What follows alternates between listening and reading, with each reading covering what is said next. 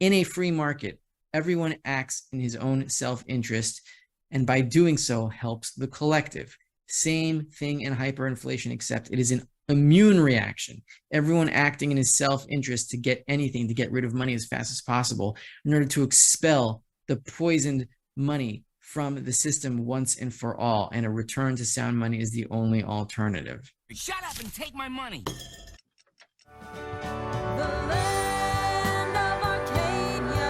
Well, hello there, my friends. Rafi here from the End Game Investor with this week's silver report for Arcadia Economics. And first off, I want to say some people have been complaining about my shirt quality and that they're not ironed, so I just decided to wear a jogging shirt today, and I hope that's all right. The good news is I got new shirts, and they should be arriving in a few days, probably from China. For this week, Russia appears to have declared full-scale war on Ukraine. The world is falling apart all around us. People are starting to freeze in Germany, and the government is starting to monopolize its entire power industry. We are interested in buying the power plant. 100 million? 1, 2, 3, 4, 5. Oh, don't worry. We'll still have enough left to buy the Cleveland Browns. The Fed hiked another 75 basis points. The dollar index is totally out of control, going higher and higher and higher. And despite this, gold appeared to be holding support.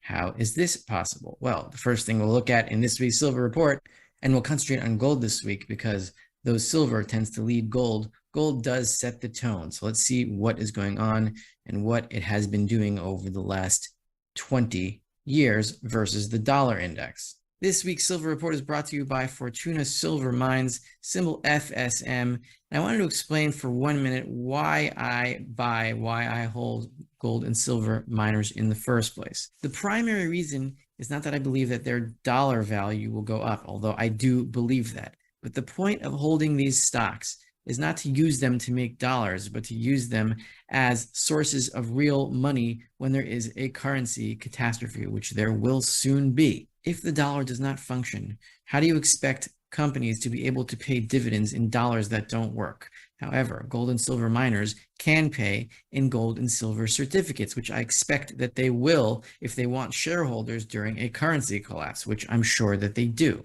But obviously, you've got to pick the miners that have ironclad finances, of which Fortuna is one of them. And so the primary reason that I hold these stocks is that I want a real money income stream when real money is in maximum demand. And I believe that even the ones that don't pay dividends now will pay dividends when it pays to pay dividends. And it will pay to pay dividends when no other company except gold and silver miners can actually pay in real money terms.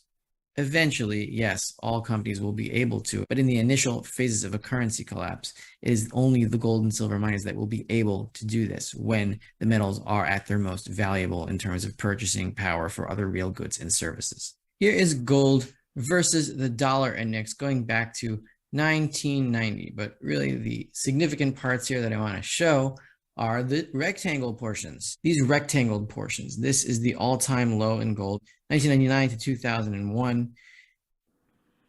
And what was the dollar index doing here? The dollar index was climbing all the way from about 93 to, let's say, 122, wherever that all-time high is. And as the dollar index was climbing like this, gold was bottoming out. However, we see here, 1999, gold was around, what was it, like $250? That was the all-time low. And the dollar index was, let's say, around 97, 98.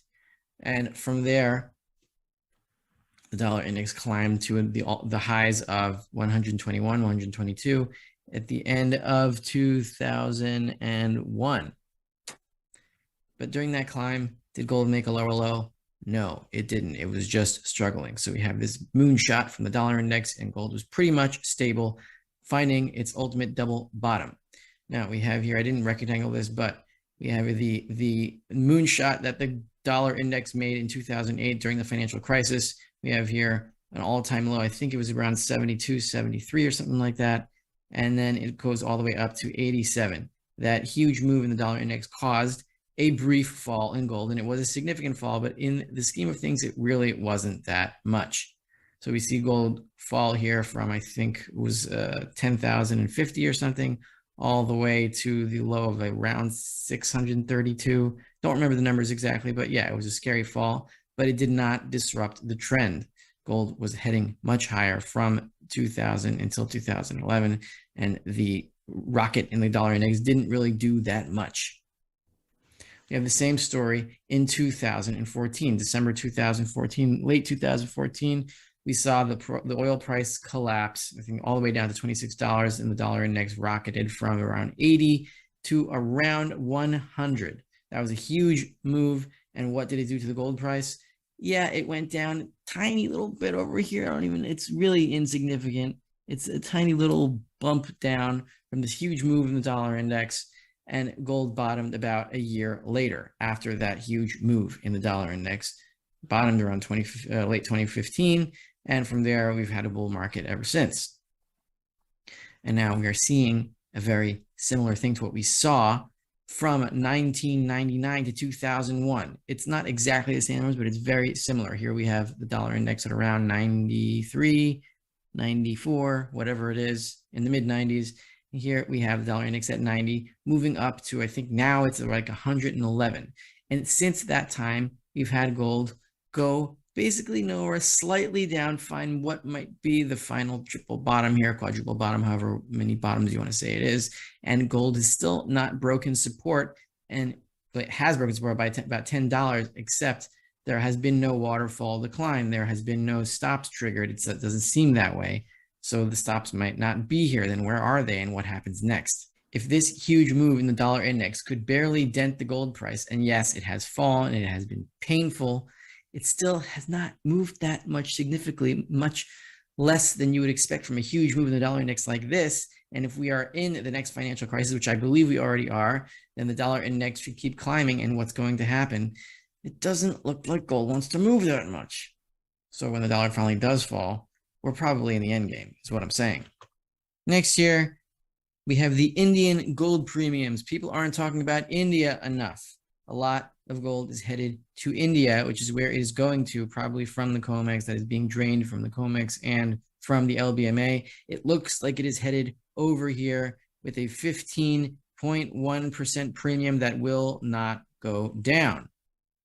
Why are the Indians buying gold? Why are they offering such premiums for gold in India? What is going on? And my contention here is it is cultural.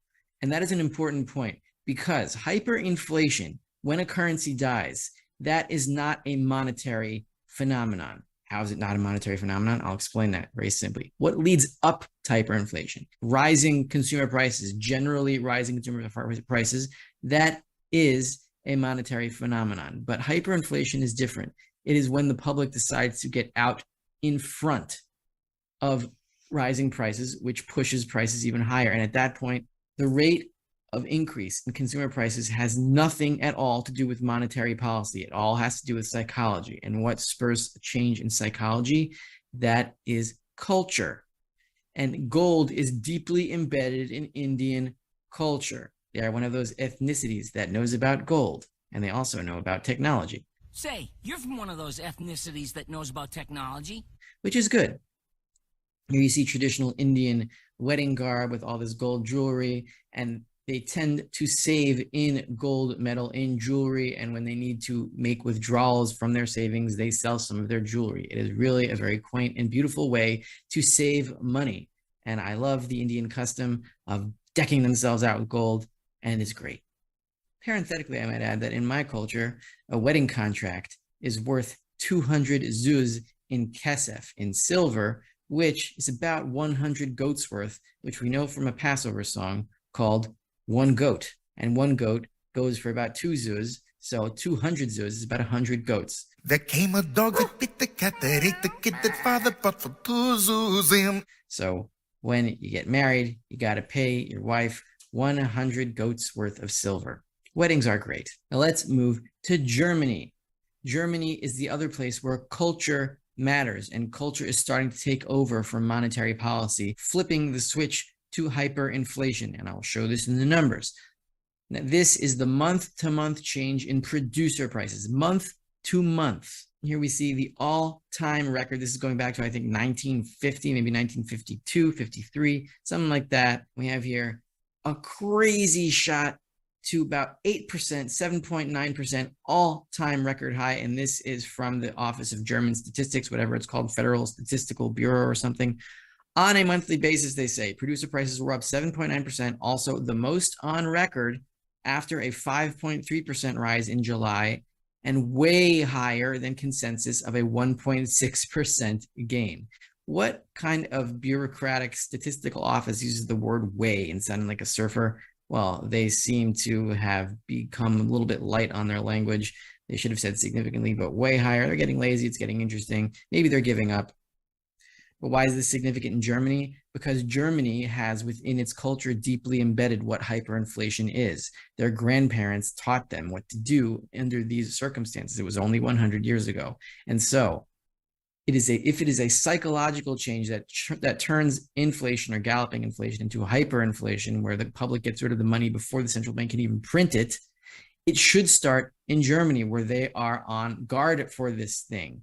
And so they will be the first to get out in front of it. And from there, it can spread to the rest of Europe. Culture matters. Hyperinflation is a cultural phenomenon, not a monetary one. It is a cultural, psychological phenomenon when the money substitute is rejected by the public, having nothing to do with central bank monetary policy. Only what leads up to it is policy driven. And then it goes into the hands of the public, which when they reject the money, they go to silver.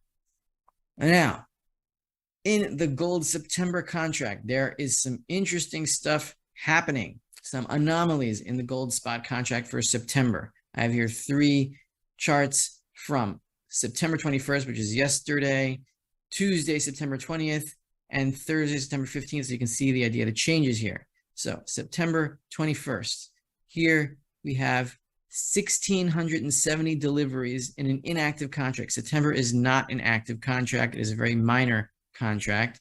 And despite 1,670 deliveries, we had a change of only 401 in open interest. So 1,670 contracts closed through deliveries and only 401 changed down, which means 1,670 minus 400 is about 1,270 contracts opened in the spot contract yesterday. That is huge volume for a spot contract. People usually ignore the spot contract and go for the octave contract. And so here we saw on Tuesday, there was a change in 1,420 new contracts opened with 345 deliveries, contracts closed, which means about 1,765 contracts were opened on Tuesday, September 20th. And it turns out that about 1,670 of them were delivered. So somebody bought contracts on September 20th to deliver them on September 21st, 1,670 of them. That's a huge number. But look what has been happening since September 15th, last week. And here I want to bring attention to the October contract. The October contract has 6 days left to expiration. And though it is not an active contract, it is more active than the September contract. And here you have 42,068 contracts open September 15th. And look at the current number, September 21st, 42,076. That's more than was open September 15th. So this open interest is not falling as the contract gets closer and closer to delivery. There's going to be something around between 30 and 40,000 deliveries in October. And the trend is that they're going away. They are being delivered to probably India, where the premium is, away from COMEX, which is why the stockpiles have been falling so hard lately. The Fed can only exert control on the financial system by further diminishing the purchasing power of the dollar. That's the only way it can maintain control, because the system is inherently unstable without increasing amounts of inflation, by which I mean increasing amounts of money supply. And so at some point, everyone acts in his self-interest by dumping the money before the Fed can print any more of it, dumping it as fast as possible. It becomes a psychological phenomenon that the Fed no longer has any control of. It is not people acting together in a conspiracy. It is everyone trying to survive the next day by getting rid of money as fast as possible and getting what he needs to survive. You're going to see the cartel of central banks break, and they will each go after a gold supply to maintain their own power over their own nationalities, over their own countries. And when the central banks start hoarding gold very, very quickly, that is when the public will move to protect itself by hoarding silver instead. And that is when the silverbacks have to help out by disgorging their supplies for all of the goods and services that will be offered at a huge discount when this happens. In a free market, everyone acts in his own self-interest, and by doing so helps the collective. Same thing in hyperinflation, except it is an immune reaction. Everyone acting in his self-interest to get anything, to get rid of money as fast as possible in order to expel the poisoned money from the system once and for all. And a return to sound money is the only alternative. And when does this all happen? What is the trigger? The trigger will be, as I've said, the final pivot. When the banking system is in trouble for the last time, the Fed will inflate more than it has inflated at any time in the past, and that will be the end of the monetary system. From there, hyperinflation will take hold. This is Rafi of the Endgame Investor coming at you with this week's Silver Report for Arcadia Economics. If you want to see more, then subscribe to my YouTube channel at Rafi Farber, or become a subscriber for a 2-week free trial of the Endgame Investor, or you can become my patron on Patreon, where I give a biblical angle to what is going on in the world right now. And next week, we will be talking about military drafts. Are they legal in terms of the Bible, or are they tyranny?